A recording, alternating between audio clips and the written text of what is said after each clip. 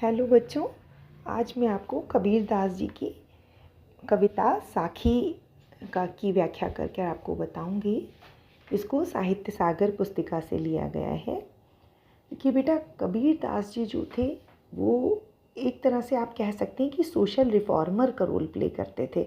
समाज सुधारक। समाज सुधार किस रूप में वो किया करते थे कि वो अपने दोहों के माध्यम से दोनों जो संप्रदाय थे, चाहे वो हिंदू संप्रदाय हो चाहे मुस्लिम संप्रदाय हो, दोनों की में जो भी खराब नियम चल रहे थे, जो भी कुरीतियाँ फैली हुई थी, अच्छे नियम नहीं थे, उनको वो टारगेट किया करते थे।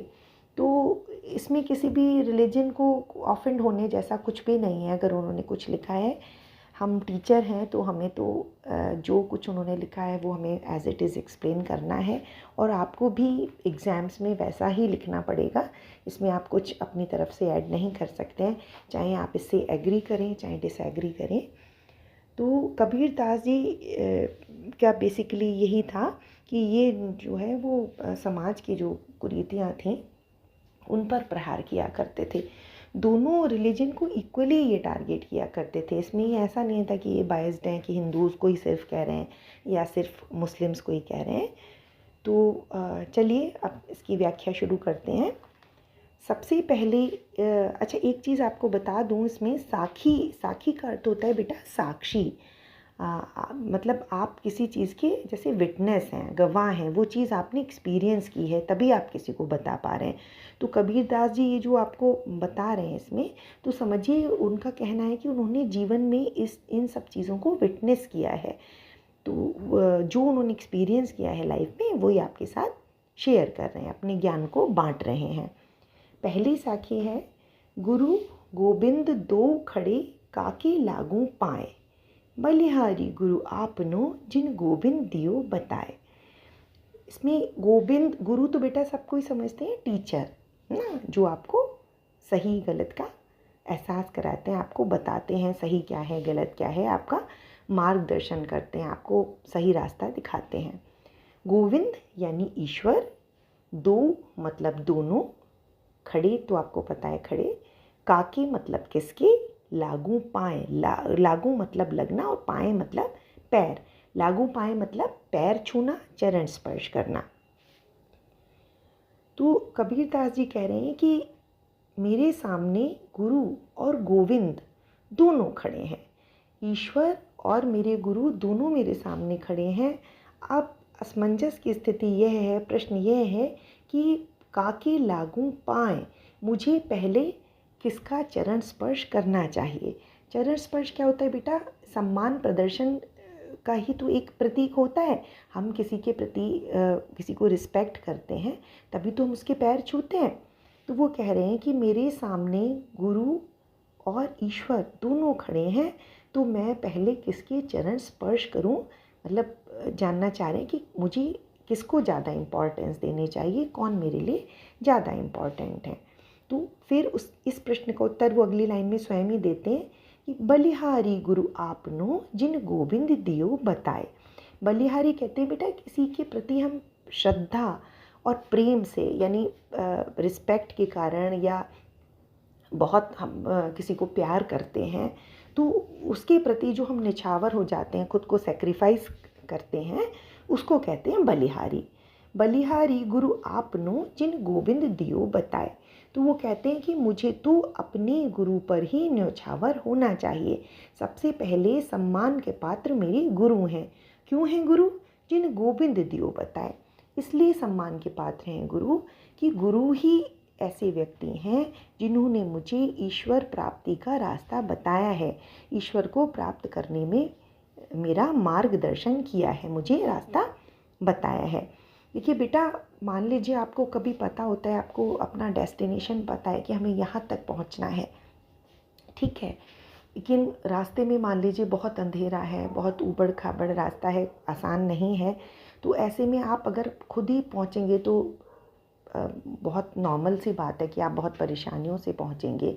और अगर साथ में अगर आपको कोई एक व्यक्ति मिल जाता है जो कहता है कि नहीं हम आपको लाइट दिखा दे रहे हैं, हम आपको टॉर्च दिखा रहे हैं, हम आपको गाइड कर दे रहे हैं कैसे आप जाइए, किस तरह से जाना है, तो आपके लिए वो जर्नी आसान हो जाती है।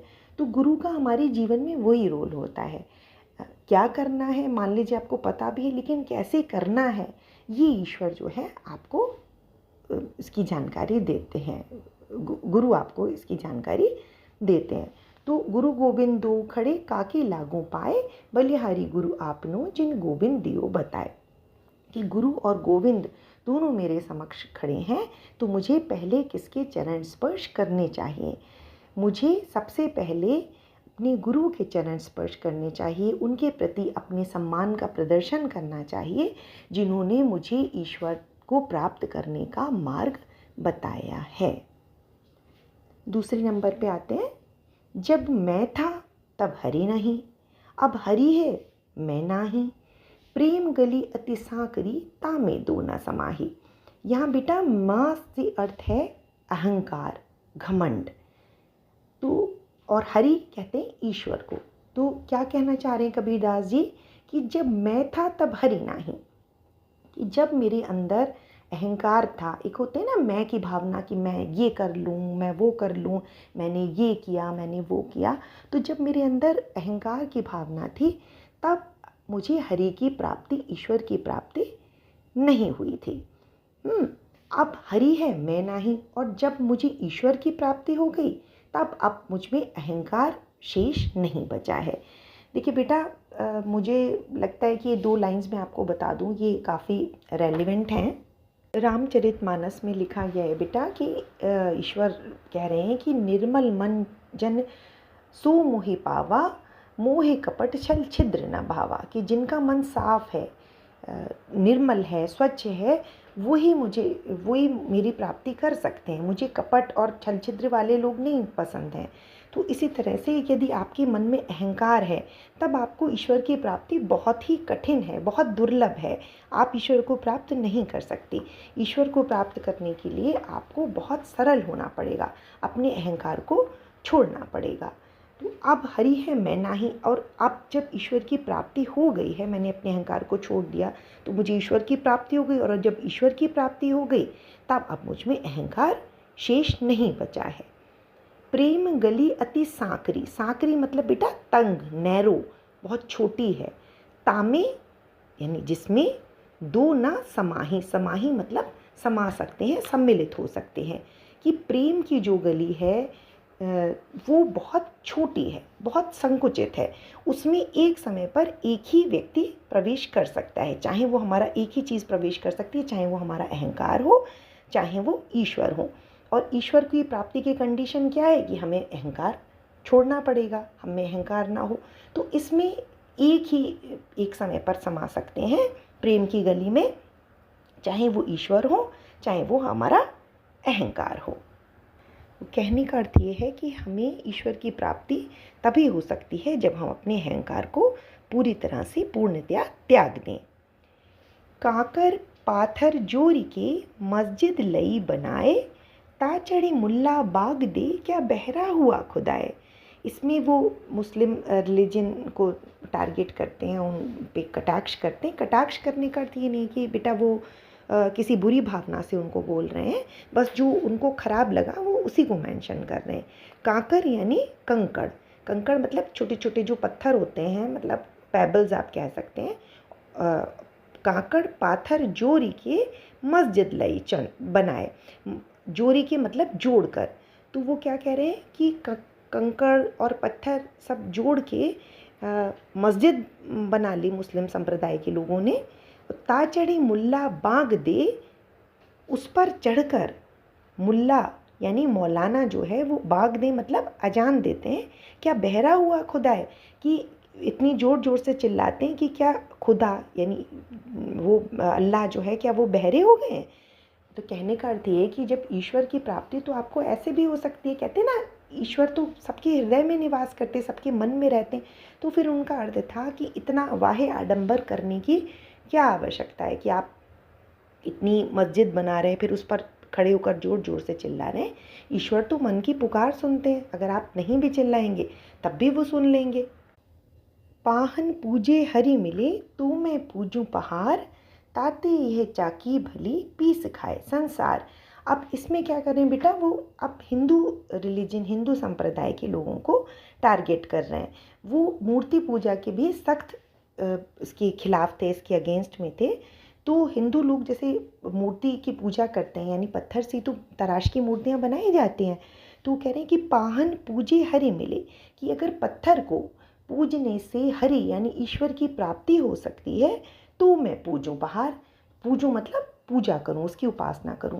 तो अगर छोटे पत्थर की मूर्तियों को पूजने से, उनकी पूजा करने से, उनकी उपासना करने से ईश्वर की प्राप्ति हो सकती है, तो मैं इतने बड़े पहाड़ की पूजा करूं, मैं क्यों ना करूं इतने बड़े पहाड़ की पूजा, मतलब मुझे तो कुछ स्पेशल ही अचीव करूंगा मैं। जब आप छोटी मूर्ति की पूजा करके आप अपने रिलीजन को स्पेशल समझ रहे हैं, आप सोच रहे हैं कि आप कुछ अतिरिक्त पा लेंगे, कुछ अच्छा प्राप्त कर लेंगे, तो मैं पहाड़ की पूजा करूं। नेक्स्ट लाइन में वो कह रहे हैं, ताते ये चाकी भली पीस खाए संसार।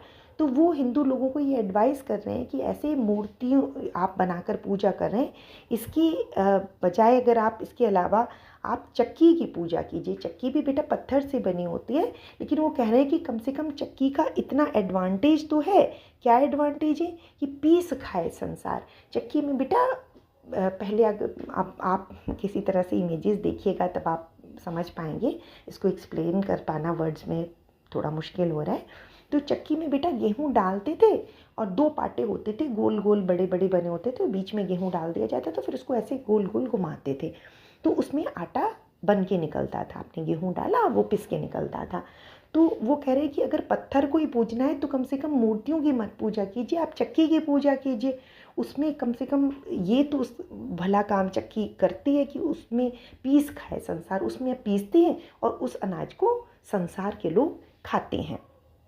तो कहने का अर्थ ये है कि मूर्ति पूजा जैसे बाह्य आडंबरों में हमें नहीं पड़ना चाहिए। सब धरती कागद करो, लेखनी सब वन राय, सात समंद की मसी करो, गुरु गुण लिखा न जाए। इसमें अब क्या करें बेटा, वो गुरु की महिमा का वर्णन कर रहे हैं, उसका बखान कर रहे हैं। क्या कह रहे हैं?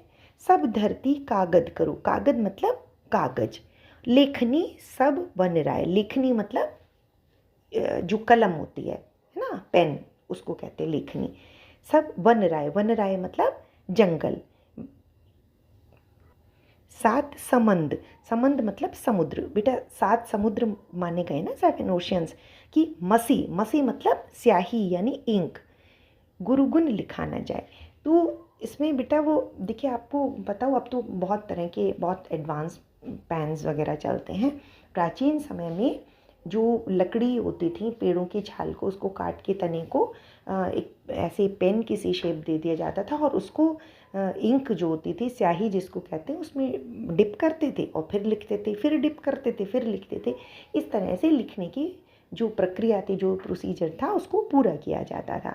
तो वो क्या कह रहे हैं कि मान लीजिए मैं पूरी धरती, जितनी धरती है उसकी को मैं कागज बना लूँ, और जितने भी वृक्ष हैं, जितने भी जंगल हैं पूरे संसार में, पूरी दुनिया में, उन सब की को काट कर मैं उसकी कलम बना लूँ।